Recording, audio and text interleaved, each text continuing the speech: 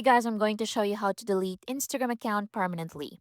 So to permanently delete your Instagram account, open Instagram app and log into your account. Next, tap your profile in the bottom right corner. Next, tap the three-line menu in the top right.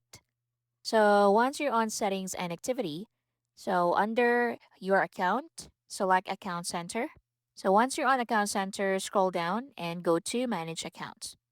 Once you click Manage Accounts, right here, select your Instagram account and click Manage.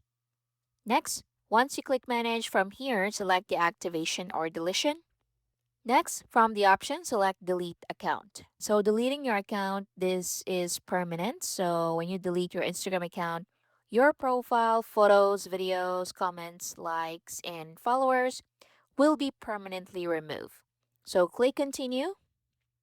So this will be deleted. So this information. So click continue. So provide a reason why you want to delete your account. Then click continue. Click continue again. Scroll down and click continue again. Enter your password. Click continue. And click delete account to permanently delete your account. So you can cancel this anytime before the process starts through Account Center or by logging back into your Instagram account. And that's basically it. I hope you find this helpful. Thank you for watching.